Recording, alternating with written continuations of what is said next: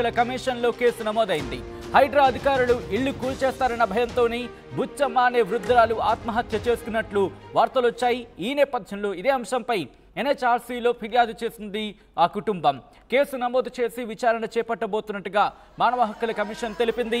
ఈ అంశంపై ఇప్పటికే క్లారిటీ ఇచ్చారు రంగనాథ్. హైడ్రా ఎవరికి ఎలాంటి నోటీసులు ఇవ్వలేదన్నారు. అయినా బుచ్చమ్మ బలవన్ మరణంతో హైడ్రాకు సంబంధం లేదని అన్నారు రంగనాథ్. విజువల్స్ చూస్తున్నారు. నిన్న ఇదే సమయానికి సంచలనంగా మారింది ఈ వార్త. అయితే ఇదే అంశానికి సంబంధించి హైడ్రా కమిషనర్ పై కేసు కూడా నమోదైంది. రంగనాథ్ పై జాతీయ మానవ హక్కుల కమిషన్లో కేసు నమోదైంది. హైడ్రా అధికారులు ఇల్లు కూల్చేస్తారన్న భయంతోనే బుచ్చమ్మ అనే వృద్ధురాలు ఆత్మహత్యకు పాల్పడినట్లు వార్తలొచ్చిన సందర్భాన్ని ఇక్కడ కోట్ చేయడం జరుగుతోంది. ఇదే అంశంపై ఎన్హెచ్ఆర్సీలో ఫిర్యాదు చేసింది ఆ కుటుంబ సభ్యులు. కేసు నమోదు చేసి విచారణ చేపట్టబోతోంది మానవ హక్కుల కమిషన్. ఈ అంశంపై ఇప్పటికే క్లారిటీ ఇచ్చారు హైడ్రా కమిషనర్ రంగనాథ్. హైడ్రా ఎవరికి ఎలాంటి నోటీసులు ఇవ్వలేదన్నారు ఆయన. బుచ్చమ్మ బలవాన్ మరణంతో హైడ్రాకు సంబంధం లేదు అన్నారు రంగనాథ్. ఈ అంశానికి సంబంధించి అప్డేట్స్ అందించేందుకు సాగర్ ఫోన్లలో సిద్ధంగా ఉన్నారు. అంతకన్నా ముందు ఇదే అంశానికి సంబంధించి రంగనాథ్ ఏమన్నారో ఒకసారి తెలుసుకునే ముందు, ఒకసారి చూసే ముందు సాగర్ అప్డేట్స్ అందించేందుకు ఫోన్లలో జాయిన్ అవుతున్నారు. సాగర్, కొద్దిసేపటి క్రితం రంగనాథ్ రియాక్ట్ అయ్యారు, రంగనాథ్ మాట్లాడారు. ఏమన్నారు ఆయన? ఇప్పుడు ఈ అంశానికి సంబంధించి హైడ్రా కమిషనర్ రంగనాథ్ రియాక్షన్ ఏంటి? సచిన్, ఈ సున్నం చెరువుకు సంబంధించినటువంటి కూకట్పల్లి పరిధిలో ఉన్నటువంటి కూల్చివేతల సమయంలో ఇప్పటికే గతంలో కూడా బాధితులు జాతీయ మానవ హక్కుల కమిషన్ ఎన్హెచ్ఆర్సీని ఆశ్రయించారు. ఈ నేపథ్యంలో కేసు కూడా నమోదైంది. దానికి సంబంధించినటువంటి ఆదేశాలు కూడా జారీ చేశారు. సో ఈ నేపథ్యంలో మరోసారి సున్నం చెరువు కూల్చివేతల సందర్భంలో స్థానిక మహిళ భయాందోళనకు గురై ఆమె అంటే తమ కుమార్తెలను నిలయడంతో ఆత్మహత్య చేసుకున్న పరిస్థితి. దీంతో కుటుంబ సభ్యులు మరోసారి హైడ్రా కమిషనర్ రంగనాథ్ మీద జాతీయ మానవ హక్కుల కమిషన్ కు ఫిర్యాదు చేసినట్టుగా తెలుస్తుంది. దీనిపై ఇప్పటికీ హైడ్రా కమిషనర్ రంగనాథ్ క్లారిటీ ఇచ్చారు. కొద్దిసేపటి క్రితమే ప్రెస్ మీట్ లో దీనికి సంబంధించిన అంశాన్ని, అంటే ఆ మహిళ ఆత్మహత్య చేసుకోవడం బాధాకరం, హైడ్రా మాత్రం ఎవరికి ఎలాంటి నోటీసులు ఇవ్వలేదు, దానికి సంబంధించినటువంటి వారు ముందస్తుగానే అంటే వాళ్ళు భయంతో ఆ విధంగా చేశారు, వాళ్ళ కుమార్తెలు ఆమె నిలడయంతో చేశారు. కానీ ఇళ్లకు పర్మిషన్లు ఉన్న ఇళ్లను ఎఫ్టీఎల్ ఉన్నటువంటి పేద మధ్యతరగతి కుటుంబాల కోసం ఉంటే మాత్రం హైడ్రా ఖచ్చితంగా వాటి జోలికి వెళ్ళదు. ఆ విషయంలో ప్రజలు కూడా అప్రమత్తంగా ఉండాలి. హైడ్రా పేరుతో భయాందోళనలు సృష్టిస్తే దానిపైన అంటే ఎలాంటి భయం కలిగించొద్దు. హైడ్రా అంటేనే భరోసా, హైడ్రా అంటేనే బాధ్యతగా పనిచేస్తుంది, పేదల ఇళ్లను మధ్యతరగతి వాళ్ళ ఇళ్లను కూల్చేయదని చెప్పారు. కొన్ని ఈ నేపథ్యంలో జాతీయ మానవ హక్కుల కమిషన్లో మరోసారి ఫిర్యాదు అందింది, ఫిర్యాదు చేశారు. హైడ్రా కమిషనర్ రంగనాథ్ అంటే ఖచ్చితంగా చర్యలు తీసుకోవాలి, ఎందుకంటే మానవ హక్కుల ఉల్లంఘన జరుగుతుంది. ఇక్కడ పేదలకు సంబంధించినటువంటి మధ్యతరగతి బస్తీలలో కొంత భయాందోళన వాతావరణం నెలకొంది హైడ్రా విషయంలో, కూల్చివేతల విషయంలో అని చెప్పి వాళ్ళు పేర్కొన్న పరిస్థితి. ఈ నేపథ్యంలో రంగనాథ్ మాత్రం దీనికి సంబంధించిన అంటే క్లారిటీ ఇస్తున్నారు. హైడ్రా ఇలాంటి చర్యలు తీసుకోవట్లేదు, ముందస్తుగానే అంటే భయాందోళన కలిగించే అంటే కొన్ని సందర్భాల్లో జరుగుతున్న సందర్భాల్లో కూల్చివేతల పర్వం జరుగుతున్న సందర్భాల్లో కమర్షియల్ వాటి మీద కూల్చివేతలు జరుగుతున్నాయి. ఈ విషయాలను ప్రజలు గమనించాలి. పేదలు మధ్యతరగతి వాళ్ళు ప్రధానంగా భయపడాల్సిన అవసరం లేదు.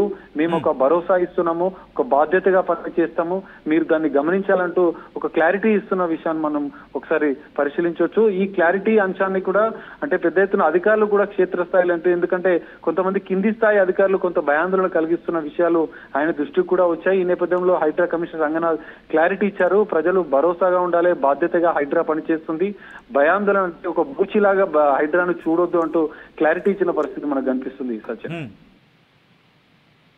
ఎన్హెచ్ఆర్సీలో కేసు నమోదైన పరిస్థితి ఉంది కాబట్టి ఇప్పుడు ఎన్హెచ్ఆర్సీని సంప్రదించబోతోందా హైడ్రా కావచ్చు, లేకపోతే హైడ్రా కమిషనర్ రంగనాథ్ కావచ్చు? సచిన్, మీరు చెప్పినట్లుగా ఎన్హెచ్ఆర్సీ ఇప్పటికే గతంలో ఉన్న ఫిర్యాదు మేరకు ఒక నోటీసులు అయితే పంపిస్తుంది. సో ఈ విషయంలో కూడా అదే జరుగుతుంది. అంటే దీనిపైన వివరణ కోరుతుంది హైడ్రా. అంటే మీరు ఏ విధంగా కూల్చివేతలు ఏ ప్రాతిపదిక చేశారు, ఇక్కడ మానవ హక్కుల ఉల్లంఘన జరుగుతుంది, మీరు దాని విషయంలో ఎలాంటి క్లారిటీ ఇస్తారన్న ప్రశ్నలు కూడా అంటే దానికి సంబంధించిన వివరణ కోరే అవకాశాలు కనిపిస్తున్నాయి. సో హైడ్రా మాత్రం దీనికి సంబంధించి క్లియర్ గా ఇప్పటికే చెప్పిన పరిస్థితి ఉంది. దాన్ని కూడా వివరణ కూడా ఇలాంటి వివరణనే కూడా ఎన్హెచ్ఆర్సీ కూడా ఇచ్చే అవకాశాలు కనిపిస్తుంది. ఇప్పటికే అంటే హైడ్రా కూల్చివేతల ప్రక్రియ అనేది కేవలం కమర్షియల్ కి సంబంధించినటువంటి వాటిలోనే కూల్చివేస్తుంది. వాణిజ్య సముదాయాలను, వ్యాపార సముదాయాలను కూల్చేస్తుంది. పేదల ఇండ్ల జోలికి హైడ్రా వెళ్లడం లేదు. జీవో 99 నిబంధనల మేరకే హైడ్రా పనిచేస్తుంది. పేదల ఇండ్ల జోలికి వెళ్లడం లేదు. ప్రజలు అప్రమత్తంగా ఉండాలి. మానవ హక్కుల ఉల్లంఘనకు అనేది హైడ్రా పాల్పడడం లేదు అన్న అంశాలను కూడా అంటే వివరణ ఇచ్చే అవకాశాలు నా జాతీయ మానవ హక్కుల కమిషన్ నోటీసులు వస్తే మాత్రం దానికి స్పందిస్తూ ఈ అంశాలను హైడ్రా వివరణ ఇచ్చే ఈ అంశాలను పొందుపరుస్తూ హైడ్రా వివరణ ఇచ్చే అవకాశాలు మనకు కనిపిస్తున్నాయి. సచిన్ రైట్. ఇప్పుడు హైడ్రా కమిషనర్ రంగనాథ్ ఎందుకంటే ఆయన రియాక్ట్ అయిన సందర్భంలో హైడ్రా ఏముంటుంది, ఎందుకంటే ఈరోజు కూడా కొన్ని ఘటనలు అంటే హైడ్రాకి సంబంధించి మూసీ పరివాహక ప్రాంతాలు కావచ్చు, లేకపోతే అక్కడికి వెళుతున్న సందర్భంలో మార్కింగ్ వేస్తున్న సందర్భంలో కూడా కొంతమంది అటువంటి ప్రయత్నాలు చేసిన నేపథ్యంలో హైడ్రా ఏముంటుంది, ఇటువంటి ఘటనలకు సంబంధించి హైడ్రా రియాక్షన్ ఏంటి సాగర్? ఎస్ సచిన్, మీరు చెప్పినట్లుగా హైడ్రా కమిషనర్ రంగనాథ్ పలుమార్లు అంటే దీనికి సంబంధించిన క్లారిఫికేషన్ ఇచ్చారు. పేద మధ్య తరగతి వాళ్ళ విషయంలో మేము ఖచ్చితంగా ఆచితూచి ఆలోచిస్తున్నాం. ఒకవేళ అనుమతులు ఉంటే దాన్ని వదిలేస్తున్నాము. ఎఫ్టీఎల్ బఫర్ జోన్లలో ఉన్నప్పటికీ కూడా ఒక నివాస సముదాయాలు వాళ్ళు ఏళ్ల తరబడి ఉంటున్నారు కాబట్టి వాళ్ళని మేము వదిలేస్తున్నాము. కానీ కమర్షియల్ వాట్ల మీదనే హైడ్రా చర్యలు తీసుకుంటుంది. ఇదే అంశంతో పాటుగా మూసీ పరివాహక ప్రాంతాల్లో ఉన్నటువంటి ప్రజల విషయంలో హైడ్రా అనేది ఖచ్చితంగా కూల్చివేయదు.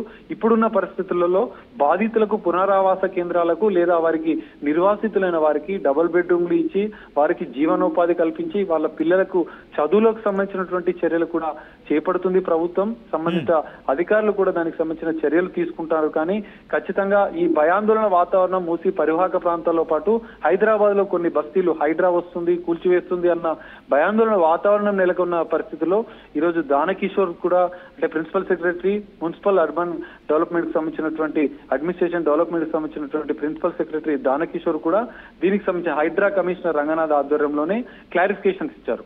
హైడ్రా అనేది భయాందోళన సృష్టించే సంస్థ కాదు, ఖచ్చితంగా బాధ్యతతో భరోసాతో పనిచేస్తుంది. పేదల జోలికి అనేది ఖచ్చితంగా రాదు. హైదరాబాద్ లో ఉన్నటువంటి బస్తీల ప్రజలు పేదలు భయాందోళన ఖచ్చితంగా గురి కావద్దు, కొంత బాధ్యతగా మేము పనిచేస్తామని చెప్పి క్లారిటీ ఇచ్చిన పరిస్థితి కనిపిస్తుంది. ఈ నేపథ్యంలో భవిష్యత్తులో కూడా హైడ్రా చేపడుతున్న చర్యలు అనేది పేద మధ్య తరగతి వారిని ఖచ్చితంగా మినాయిస్తుందనే క్లారిఫికేషన్ ఈ రోజు ప్రెస్ మీట్ లో వెల్లడించిన పరిస్థితి మనకు కనిపిస్తుంది. అయితే భవిష్యత్తులో భారీ బహుళాంతస్తుల అంటే సంబంధించినటువంటి అక్రమ నిర్మాణాల జోలికి ఖచ్చితంగా వెళ్తుంది హైడ్రా. ఈ పేద మధ్య తరగతి వాళ్ళ జోలికి వెళ్ళదన్న అంశాన్ని క్లారిటీగా ఈ రోజు మెన్షన్ చేసిన పరిస్థితి మనకు కనిపిస్తుంది. సాగర్ ఒక్కసారి మీరు లైన్ లో ఉండే ప్రయత్నం చేయండి. ఇదే అంశానికి సంబంధించి హైడ్రా కమిషనర్ రంగనాథ్ రియాక్ట్ అయ్యారు. రంగనాథ్ ఏమన్నారో చూద్దాం.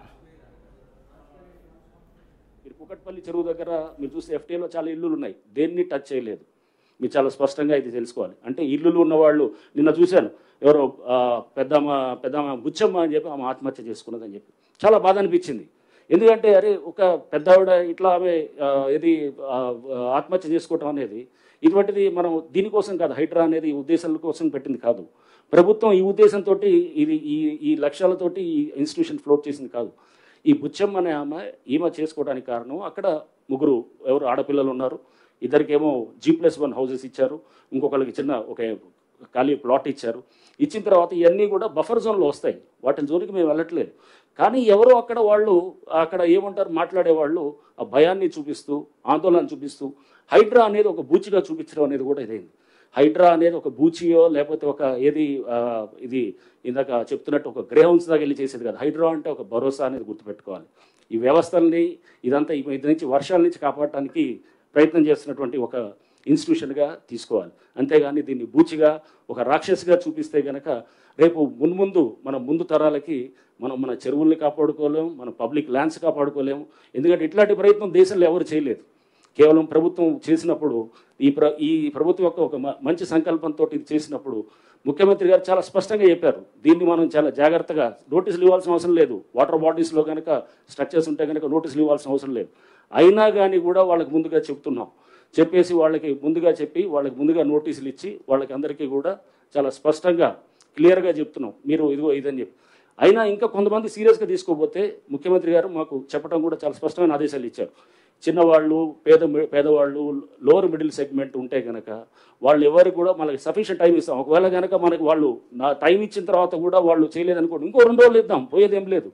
తప్పకుండా దాన్ని అంటే ఇప్పుడు మాడిఫైడ్ దీంట్లో కూడా వాళ్ళని ఆ చిన్నవాళ్ళు పేదవాళ్ళు ఉంటే కనుక ఆ స్ట్రక్చర్స్ని ఎక్కడ కూడా మేము చేయము.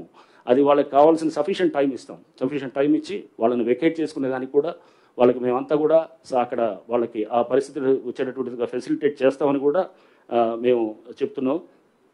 దయచేసి ఏంటంటే హైడ్రాని ఒక భయం కింద ఒక బూచి కింద చూపించడం మానేయాలి. ఫస్ట్ దీనికి చాలా హైప్ ఇచ్చేసి రేపు హైడ్రా వస్తుంది కూల్ చేస్తున్నారు అది చేస్తున్నారు అనేది కాదు. హైడ్రా అనేది ఒక బాధ్యత, ఒక భరోసా అనేది మళ్ళీ ఒకసారి మీ అందరూ కూడా నేను చెప్పదలుచుకున్నాను. అవునండి అయిన తర్వాత మీరు చెప్పండి, వీల్ టేక్ యువర్ క్వశ్చన్స్.